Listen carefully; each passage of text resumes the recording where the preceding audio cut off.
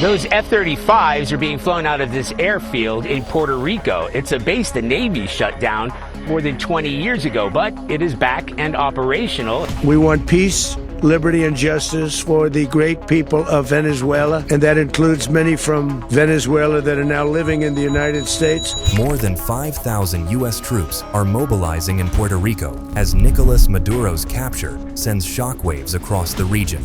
Over 15,000 American troops flooded into Puerto Rico. The world's largest aircraft carrier parked itself right off Venezuela's coast. And then, at 2 a.m. on January 3rd, Delta Force operators, wearing night vision goggles, kicked down Nicolas Maduro's door and dragged him out of his presidential palace. The United States hit Venezuela with a large-scale strike early Saturday and said its president, Nicolas Maduro, had been captured and flown out of the country. The Venezuelan dictator is now sitting in a Manhattan federal courthouse facing narco-terrorism charges. His wife, too. Dressed in matching tan prison uniforms, they're led in handcuffs from a chopper, headed to their first court appearance, surrounded by heavily armed federal agents. But this operation didn't just happen overnight.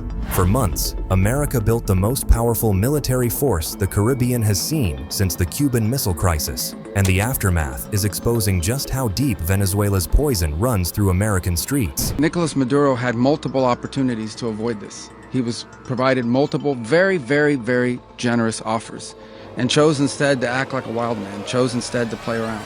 Defense Secretary Pete Hegseth just revealed exactly how this raid went down, and the details are stunning. The coordination, the stealth, the lethality, the precision, the very long arm of American justice, all on full display in the middle of the night. Maduro had no idea American forces were coming until 3 minutes before they kicked in his door. Special operations forces threw flashbangs into the area where Maduro and his wife Celia Flores were hiding. When the smoke cleared, both were bleeding from trying to escape to their safe room. The safe place is all steel, and he wasn't able to make it to the door because our guys were so fast. On January 5th's court appearance, journalists saw the damage firsthand. She was seen entering the courtroom with bandages around her forehead and around her temple as well. We also believe that she may have also sustained injuries to her ribs as well. Their lawyers are crying about abduction and kidnapping. But here's what they're not telling you. The indictment against Maduro has existed since 2020. For 6 years, this narco-terrorist ran his country like a cartel while flooding American streets with cocaine and fentanyl. The man turned an entire nation into a narco-state, and the numbers don't lie. Trump said American interdiction efforts have cut maritime trafficking by 97% since taking aggressive action. The operation killed 32 Cuban military personnel who were defending Maduro's palace. Cuba called it state terrorism. The rest of us call it justice. Roosevelt Roads Naval Station in Puerto Rico had been shut down since 2004. Empty runways, abandoned hangars, ghost base. Then everything changed. The U.S. military reactivated its naval base in Puerto Rico. The U.S. has already had nearly a dozen ships as well as 12,000 sailors and Marines. Starting in August 2025, F-35 stealth fighters started landing there. Then Marine Corps Ospreys, AC-130 gunships designed to rain fire from above, MQ-9 Reaper drones that can track targets for days. By November, the buildup was impossible to ignore. A foreign terrorist organization poisoning your people with drugs coming from a cartel is no different than Al-Qaeda, and they'll be treated as such. The USS Gerald R. Ford, America's newest and most powerful aircraft carrier, arrived with its entire strike group. Over 15,000 military personnel flooded the region. About 5,000 troops set up shop in Puerto Rico alone. The 22nd Marine Expeditionary Unit arrived with 2,200 Marines ready for amphibious assault. Vermont Air National Guard's F-35s rolled in. The 161st Special Operations Aviation Regiment, the same unit that got bin Laden, set up operations. We have the absolute and complete authority to conduct that. First of all, just the defense of the American people alone. Special Operations Forces trained for weeks on high-risk infiltration missions. 9 CV-22B Osprey tilt-rotor aircraft, 5 MC-130J Commando 2 planes designed for covert insertions, equipment from the 75th Ranger Regiment, the elite airborne unit that seizes airfields. Defense Secretary Hegseth visited in September and told the troops something critical. He said what they're doing is not training, This is the real-world exercise on behalf of the vital national interests of the United States. The message was clear. This wasn't a drill. This was war preparation. And Maduro knew it was coming. In January 2025, the dictator threatened to liberate Puerto Rico from the United States. He thought we wouldn't have the guts to take him out. He was wrong.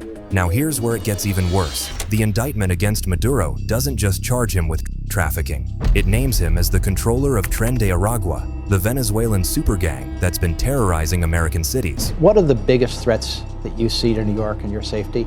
It's gun-toting criminals and transnational drug trafficking into the United States.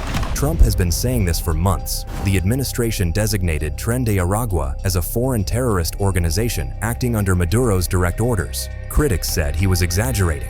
They said there was no proof Maduro controlled the gang. The indictment proves them all wrong. One of Maduro's co-defendants in the New York case is Hector Rustenford Guerrero Flores. According to federal prosecutors, he's the actual leader of Tren de Aragua. He's charged alongside Maduro.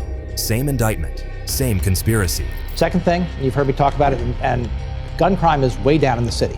I'd like to think that we have a small part to do with it. Gun-toting criminals, the other is trafficking, particularly minor trafficking. The gang has spread like cancer across America. Aurora, Colorado became ground zero when they took over entire apartment complexes. Armed gang members patrolling hallways, extorting residents, controlling who could come and go. Trump visited Aurora during the campaign and promised to end the Venezuelan gang occupation. The left-wing media called him a liar. Local officials downplayed it as isolated incidents. But the Justice Department just used Maduro's capture to defend Trump's use of the Alien Enemies Act. They told the Fifth Circuit Court of Appeals that Maduro's arrest underscores the Maduro regime's control over TDA and TDA's violent invasion or predatory incursion on American soil. Tren de Aragua has been linked to murders, kidnappings, trafficking, and distribution across multiple states. They recruit from the flood of illegal Venezuelan migrants that poured across our border under Biden. And what's crazy is that back in March 2025, Trump invoked the Alien Enemies Act to deport 137 Venezuelans suspected of being Tren de Aragua members. Liberal judges tried to stop him. They said he couldn't prove Venezuela was directing the gang. Now he's got Maduro in handcuffs, the leader of Venezuela, charged alongside the leader of Tren de Aragua in the same indictment for the same conspiracy. This guy used the levers of their security apparatus not to arrest traffickers, but to cooperate and facilitate the trafficking of drugs for the purpose of getting them into the United States. And that's going to stop. Every single deportation Trump tried to execute was justified. Every warning he gave was accurate.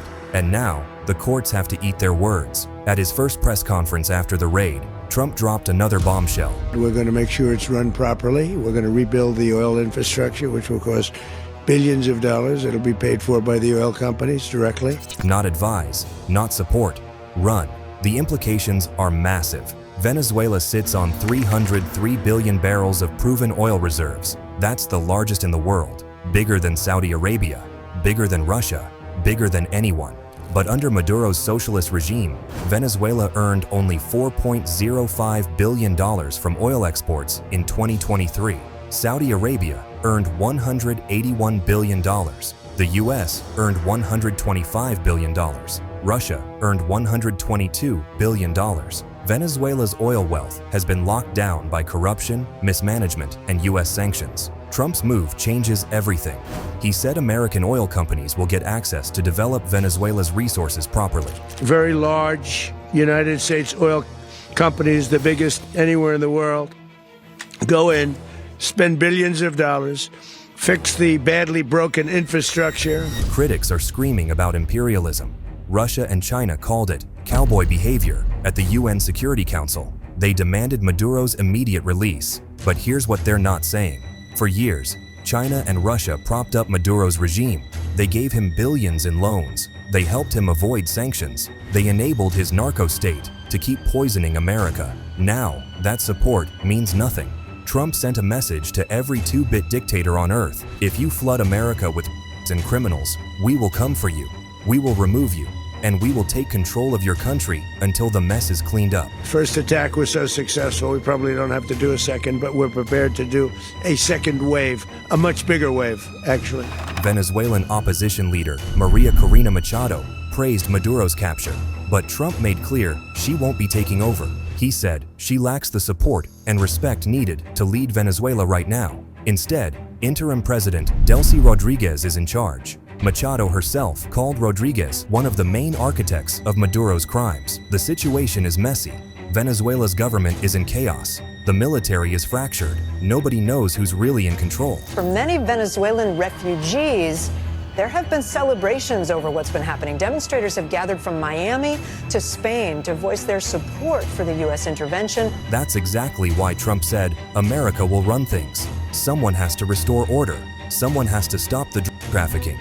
Someone has to prevent another dictator from taking Maduro's place. Now here's where this gets personal. For hundreds of thousands of Venezuelans living in America illegally, Biden gave temporary protected status to Venezuelans. That protection was supposed to last until October 2026. It shielded about 600,000 Venezuelans from deportation, even though many entered illegally.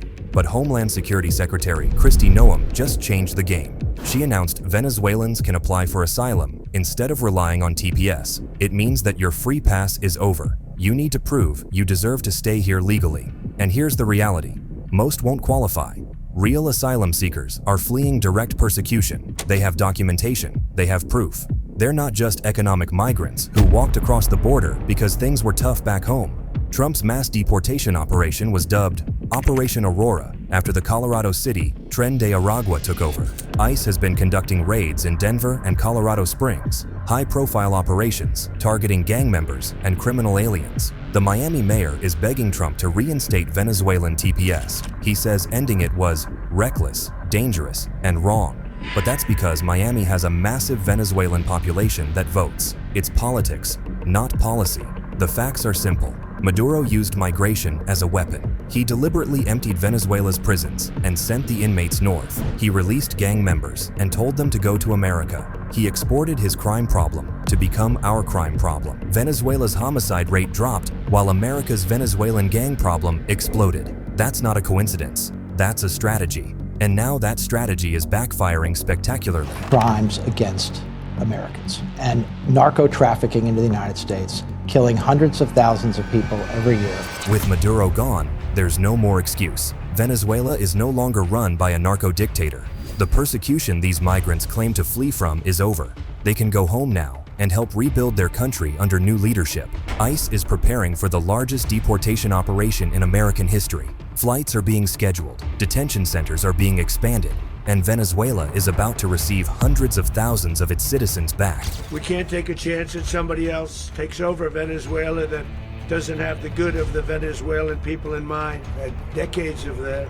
Back in Manhattan, Maduro's lawyers are throwing every argument at the wall, hoping something sticks. Barry Pollock is representing Maduro. He's the same lawyer who represented Julian Assange. He's claiming Maduro has head of state immunity. He says, you can't arrest a sitting president of another country.